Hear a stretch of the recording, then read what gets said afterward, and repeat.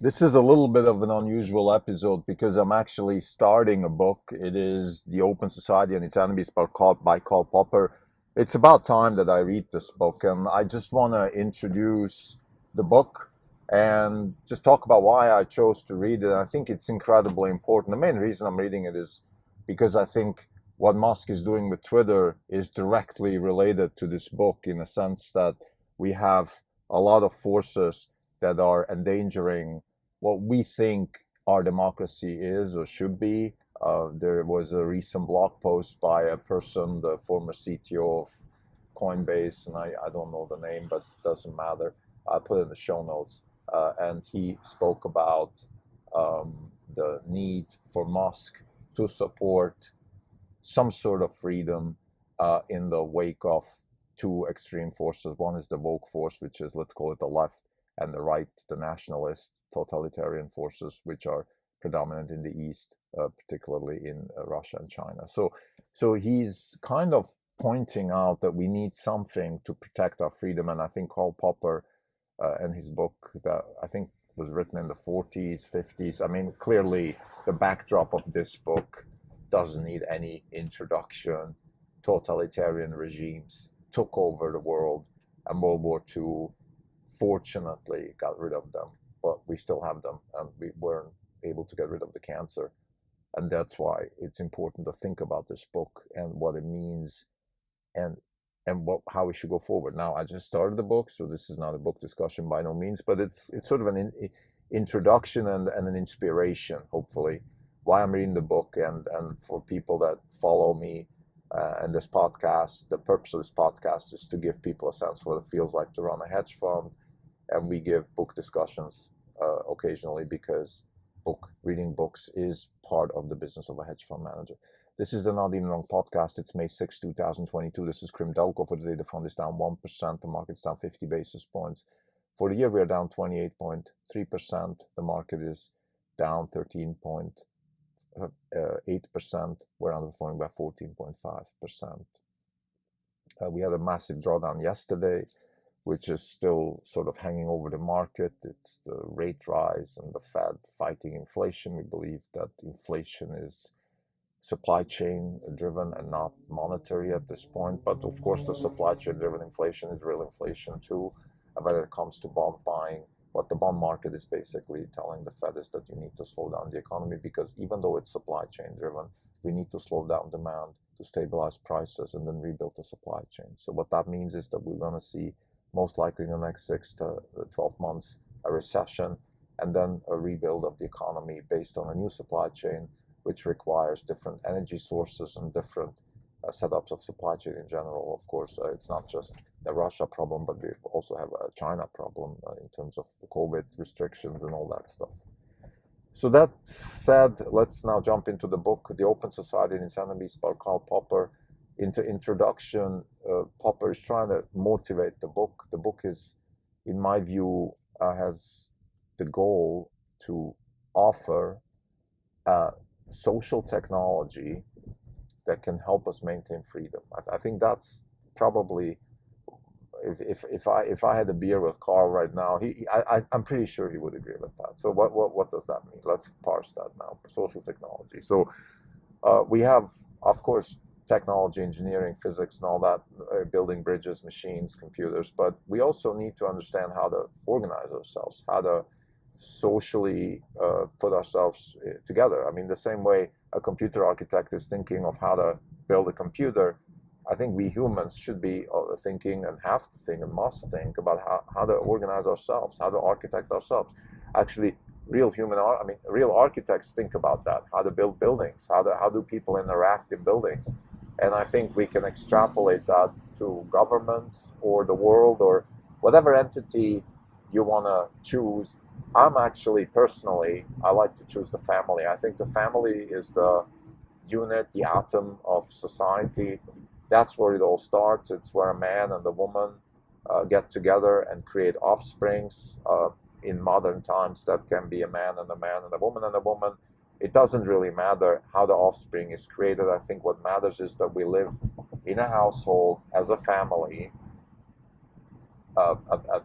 Typically, it's a call it a dipole. So we have two people, a mother and a father, or again, I'm absolutely open for modern ways of families. I don't care, but I think the family still has to have two people that run the family, and then we have the kids, of course. And the reason I think we need two people is, and I think this is already kind of the essence of the book as the way I see it, and the reason I think I have a good understanding of what Karl Popper is about is because I read a lot of David Deutsch and I listened to a lot of Brad Hall, and they of course are modern proponents of Popper's philosophy. So, but the fundamental ideas, of course, is the criticism and the establishment of new ideas or new hierarchies or new authoritative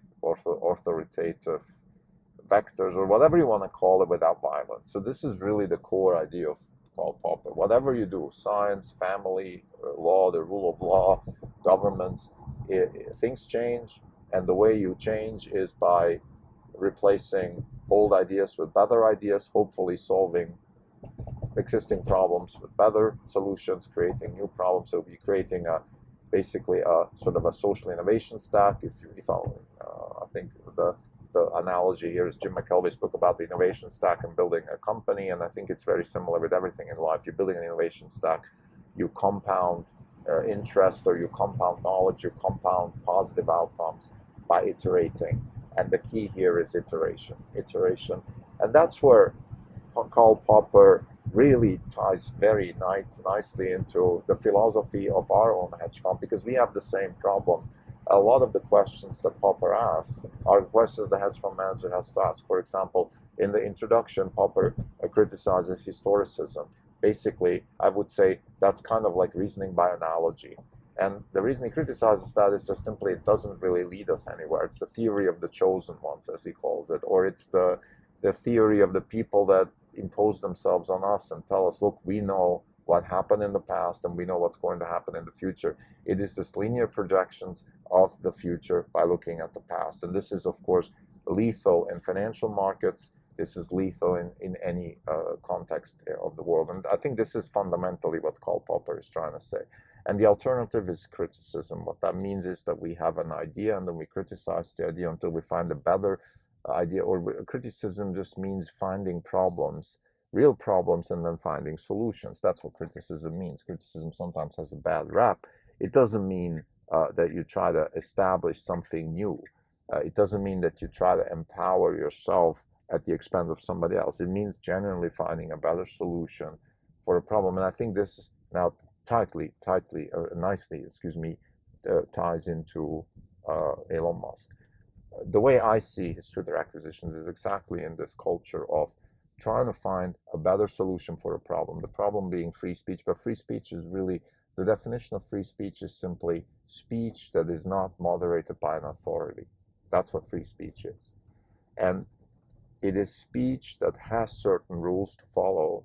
So we're not anarchists, and this is the fine line between anarchy and Popper. Popper is not an anarchist, even though he criticizes authoritarian existence and authorities in general. He is not an anarchist. He simply says, look, we can have a rule of law, we can have people who run the show, but we need to be able to replace them with better ideas and better solutions. This is the fundamental sort of core of Popper's ideas.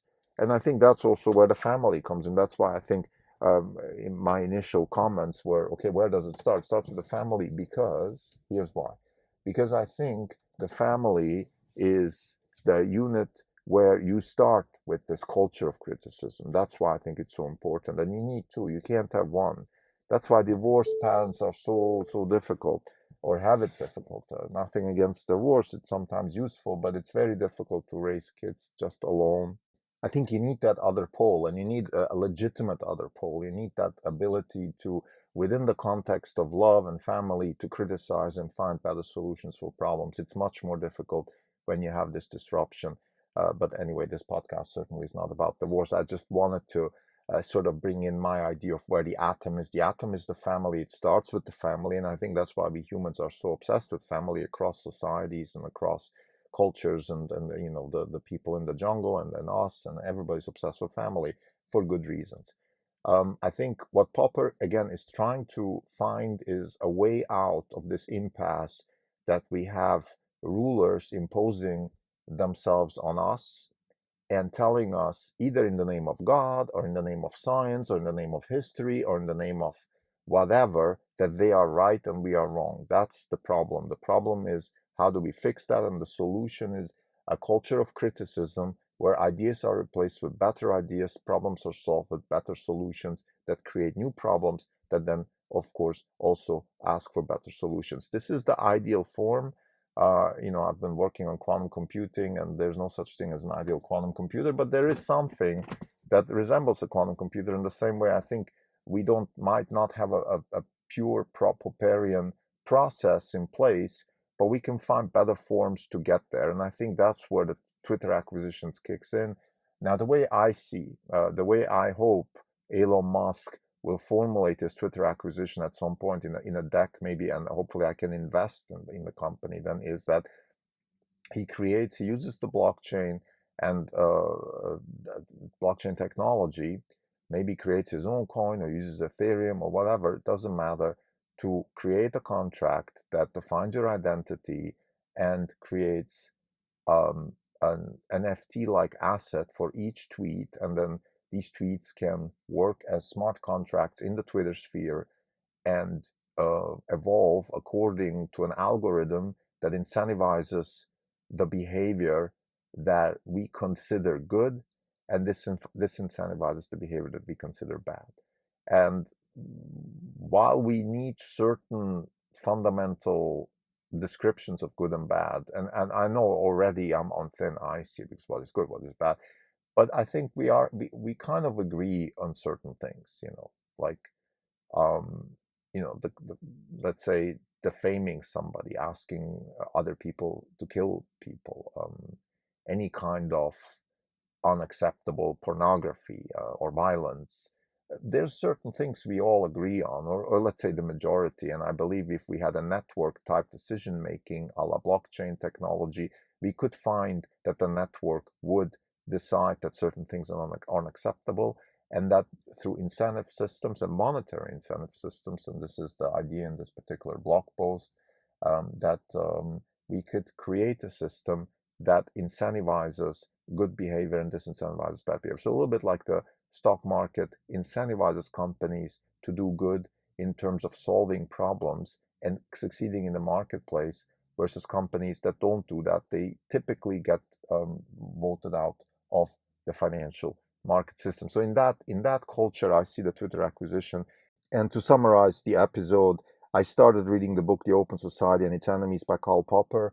The reason I believe this book is very relevant is because we are currently in the conversation of how to safeguard what we call freedom versus the forces from the left, which is the woke, which is a fascistic movement, and of course the right, which is nationalistic behaviors in China and particularly Russia. So how can we sustain these two forces? We can by creating forces that follow the ideas of Popper, which is criticism and finding better solutions without violence. And that can be done. Twitter can be, for example, Twitter and the acquisition that Elon Musk is trying to achieve with this acquisition, and the goal that he's trying to achieve with these acquisitions, the goals are very much aligned with Karl Popper. Thank you.